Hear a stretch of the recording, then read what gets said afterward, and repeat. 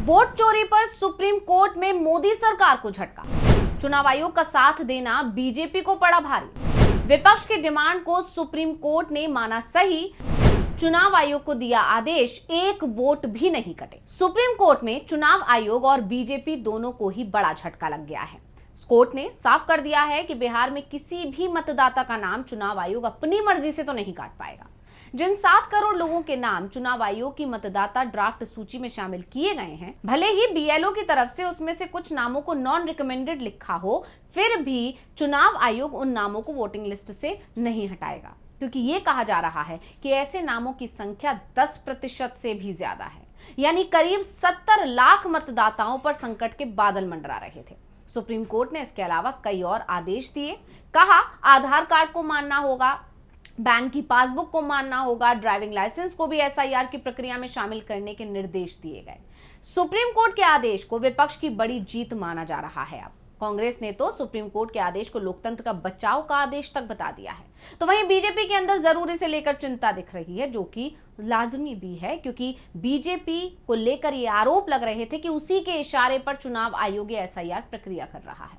तो अब बीजेपी की उस कोशिश पर पानी फिरता हुआ दिखाई दे रहा है, तो वही चुनाव आयोग भी चिंता में दिख रहा है। तो कैसे सुप्रीम कोर्ट के आदेश ने मोदी सरकार और चुनाव आयोग की बढ़ा दी परेशानी, इसी पर आज हम अपनी स्पेशल रिपोर्ट में करेंगे बात। नमस्कार, मैं हूं अंशिता। सुप्रीम कोर्ट ने चुनाव आयोग की कोई भी दलील नहीं मानी। चुनाव आयोग की तरफ से कोशिश की गई कि कैसे भी जो प्रक्रिया वो अपने हिसाब से कर रहा है उसे उसी तरह से चलने दिया जाए, लेकिन सुप्रीम कोर्ट चुनाव आयोग की सुनने को राजी ही नहीं हुआ, बल्कि विपक्ष की तरफ से बिहार में चल रही एसआईआर की प्रक्रिया को लेकर जो सवाल उठाए जा रहे थे उन्हें सुप्रीम कोर्ट ने सही करार दिया और यह साफ कर दिया कि आधार कार्ड तो मानना ही पड़ेगा।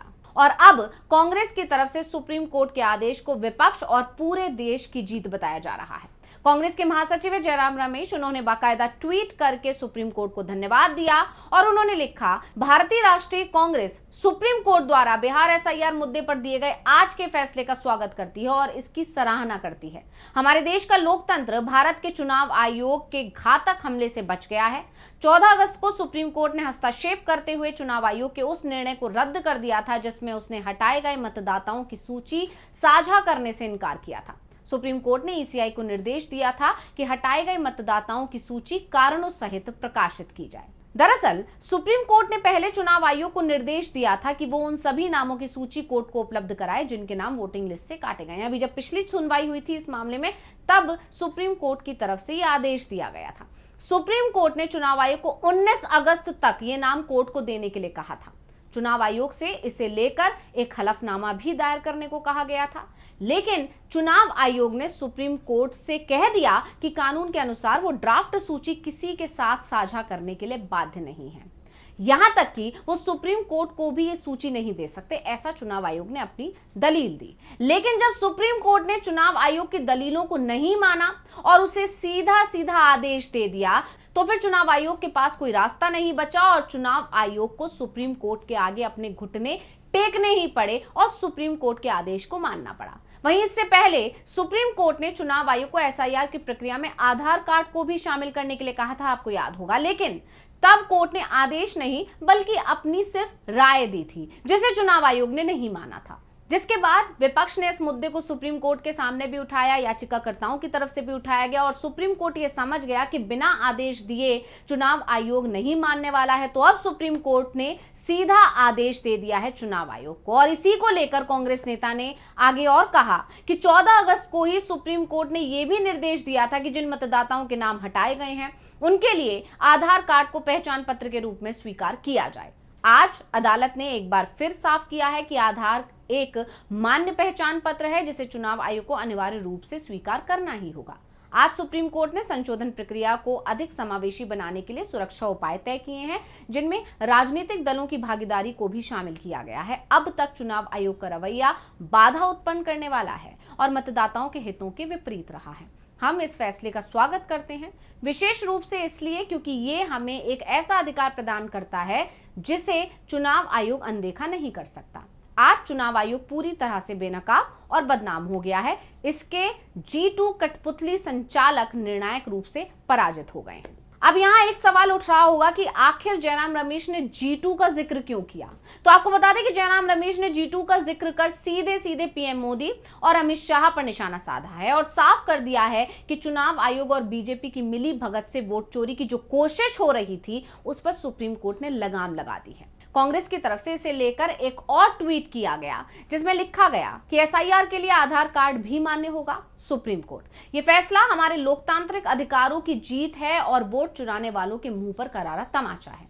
नियमों में उलझाकर चुनाव आयोग वोटर लिस्ट से लोगों के नाम काट रहा था, जिंदा लोगों के नाम वोटर लिस्ट से हटा रहा था, गरीबों से वोट देने का अधिकार छीन रहा था। लेकिन अब चुनाव आयोग की ये वोट चोरी नहीं चलेगी, जनता को न्याय मिलेगा। वोट चोरी देश के खिलाफ एक साजिश है, हम किसी भी कीमत पर वोट चोरी नहीं होने देंगे। अब सुप्रीम कोर्ट के फैसले को विपक्ष की बड़ी जीत माना जा रहा है, तो इसके पीछे कारण भी साफ है। बिहार में विपक्ष की तरफ से जो वोटर अधिकार यात्रा निकाली जा रही है उसके तार भी एसआईआर से ही जुड़े हुए हैं।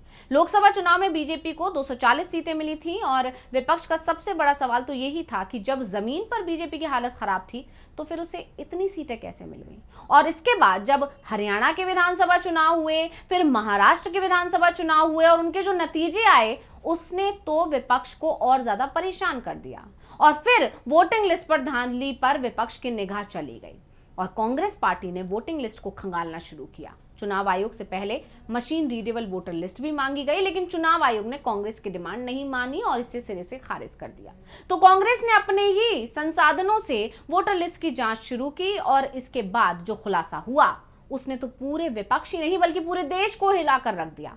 इस बीच बिहार में एसआईआर की प्रक्रिया भी शुरू हो गई। तो राहुल गांधी ने बिहार में वोटर अधिकार यात्रा शुरू कर दी है, जिसकी तमाम तस्वीरें सामने आ रही हैं। लगातार मतदाताओं को जागरूक किया जा रहा है। इस यात्रा के जरिए ये बताया जा रहा है कि कैसे चुनाव आयोग खेल कर सकता है और इसका असर भी अब दिखाई दे रहा है। बड़ी संख्या में ऐसे लोग सामने आ रहे हैं जिनका नाम वोटिंग लिस्ट से काट दिया गया है जबकि वो जिंदा हैं। उन्हें मृत बताकर उनका नाम शामिल नहीं किया गया है, तो कहीं किसी को ये बता दिया गया है कि वो यहाँ से शिफ्ट हो चुके हैं। तमाम तरह की दलीलें दी जा रही हैं, लेकिन चुनाव आयोग अब फंसता दिख रहा है और जिस तरह से सुप्रीम कोर्ट ने सख्त तेवर दिखाए उसके बाद पहली बार चुनाव आयोग दबाव में दिखाई दे रहा है। और अब सुप्रीम कोर्ट ने जिस तरह से चुनाव आयोग की क्लास लगा दी है उसके बाद तो बीजेपी के नेताओं की जुबान भी बंद हो गई है। जो पहले एसआईआर का विरोध करने पर विपक्ष को घेरने की कोशिश कर रहे थे, अब उन बीजेपी नेताओं की तरफ से किसी तरह का कोई बयान सामने नहीं आ रहा है।